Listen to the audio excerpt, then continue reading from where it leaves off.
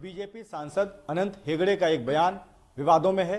इस वक्त हमारे साथ अनंत हेगड़े जी हैं। हेगड़े जी, आपने बयान दिया और ये अपने बयान में कहा कि जब तक इस्लाम रहेगा तब तक आतंकवाद रहेगा, तो ये तो बयान किसी भी तरह से ठीक नहीं है। लोग कुछ भी कहे, ये ठीक है या नहीं, it is the universal truth, so सभी को मानना ही पड़ेगा, आप चर्चा कुछ भी करें। लेकिन आप मानते हैं कि आतंकवाद का कोई धर्म नहीं होता, किसी भी समुदाय किसी भी समाज से हो सकते हैं, लेकिन आतंकवाद को एक धर्म से जोड़कर और ये कहना कि जब तक ये धर्म है तब तक आतंकवाद है, ये तो जाति होगी एक धर्म के लिए भी और उसके मानने वाले लोगों के साथ साथ भी।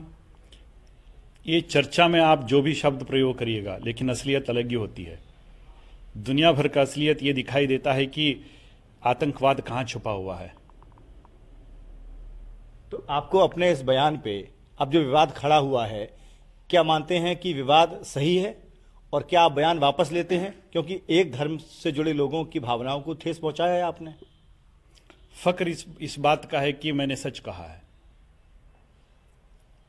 आपने पूछा कि ठेस पहुंचाने का, क्या मां दुर्गा को वेश्या कहते हुए अपनी भावनाओं का जिक्र नहीं किया गया? कृष्ण राधे को एक वेश्या के साथ घूमते हुए जो बयान देते हैं, क्या हिंदुओं का भावनाओं का जिक्र नहीं किया गया था? जब गणेश जी का ये करते हैं, एक औरत बस की नहीं है तो दो दो बगल में बैठकर बिठा करके गणेश जी ये क्रीड़ा करते हैं, ये क्या हिंदू भावनाओं का सम्मान है?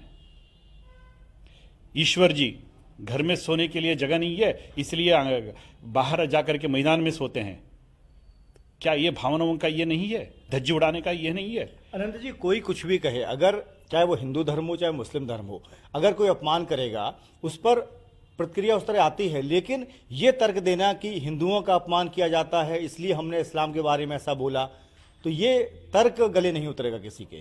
तर्क कुछ भी हो, लेकिन जब वो बयान देते हैं, बुद्धिजीवी बयान देते हैं, तब हिंदुओं का मान का, हिंदुओं का भावनाओं का कभी ये नहीं किया, जिक्र नहीं किया। तो जब हम कहते हैं हजारों सालों से जो भुगतते आए हैं, आज भी लहूलुहान इतिहास अपने सामने पेश है, तो अभी हम कहते हैं तो भावनाओं का ठेस पहुंच जाता है। ये क्या बात है? ये क्या चर्चा है? ये हम नहीं मान सकते। आपको अंदाजा है कि आपके इस बयान के बाद कितना तूफान आ सकता है और मुस्लिम धर्म से जुड़े तमाम लोगों की प्रतिक्रियाएं किस तरह की